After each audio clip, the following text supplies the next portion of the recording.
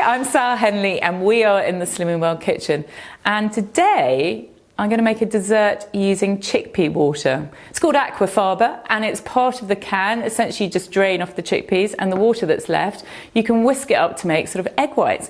And this is a recipe we're taking from our Vav vegan cookbook. It's not as easy to say as you think, and it's a chocolate mousse with hazelnuts.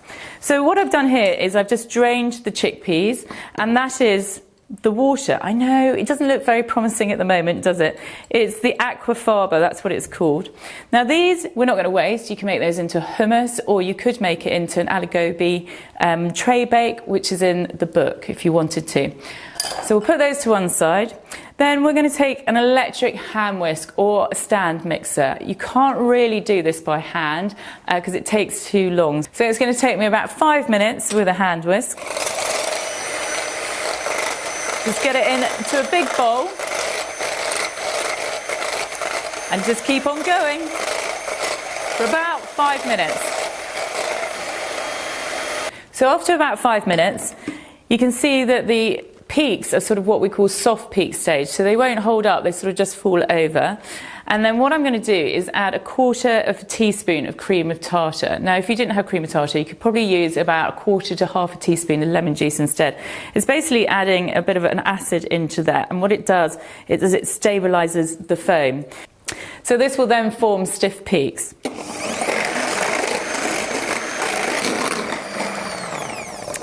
So after about 5 minutes, you end up with what I call stiff peaks. You can see the peak is holding its weight, and that is what you're looking for.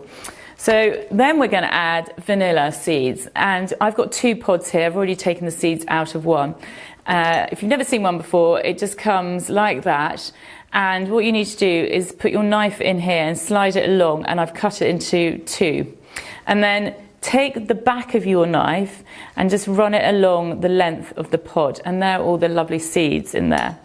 And then do the other on the other side. Don't waste any seeds, and put those in. And then I've gathered some seeds already from the second one here, and you pop those in, and then we're going to add 3 level tablespoons of sweetener, and you're going to add this gradually like you would if you were going to do, say, egg whites, making those into meringues. It's the same principle. Just gradually add it, because what you're trying to do is dissolve the sweetener in there as you go.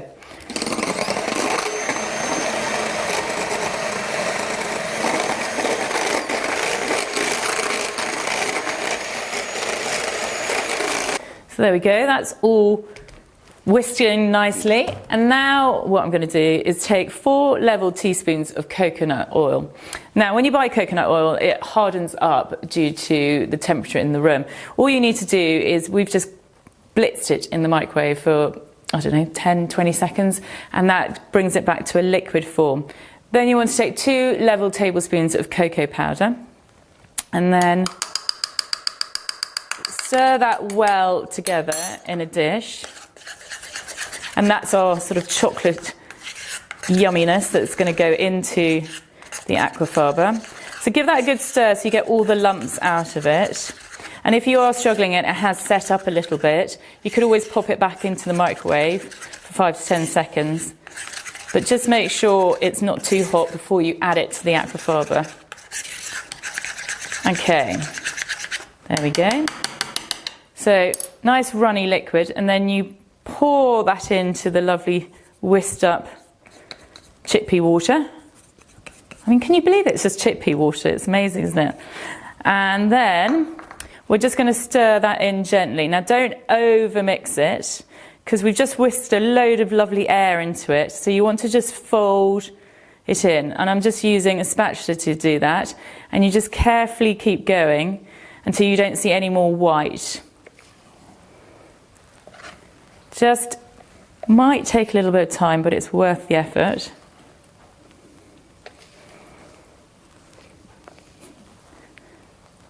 Okay.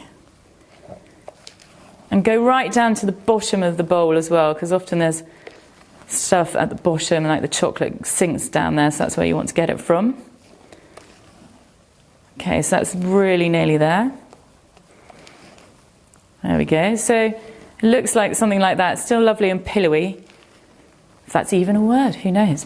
Then we're going to take the dishes and I'm going to chop up some banana. So just one whole banana, just peel it, and then you're going to thinly sort of slice it. Now, of course, you can just chuck it in the bottom if you wanted to, or you could actually sort of lay it around the outside so you can see it through the glass. I haven't decided what I'm going to do yet. I'm going to try and put it around the side of the glass. So one in the base and then one's around it. Oh yeah, it's working. Who knew? You can use ramekins for this if you wanted to, but if you want to see the banana, obviously put it in a glass container and then you'll see it. So the banana goes in, and then I probably take 2 spoons and then just spoon it carefully down in there. Oh, I think this might work. How exciting. See, I still get surprised by cooking. It's always quite a delight, actually, when you've created something from a can of chickpeas. Okay. Then just a little bit more in there.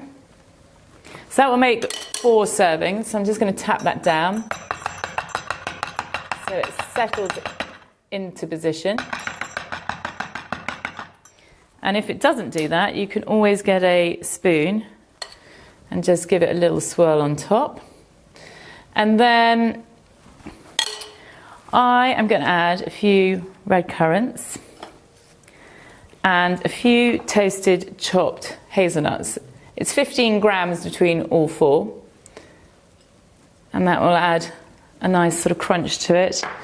And then just trim up some red currant sprigs and pop those on. Now if you wanted to add other berries, you could do. Things like blackberries would work really well. And there you go, an amazing chocolate mousse with hazelnuts. Enjoy it.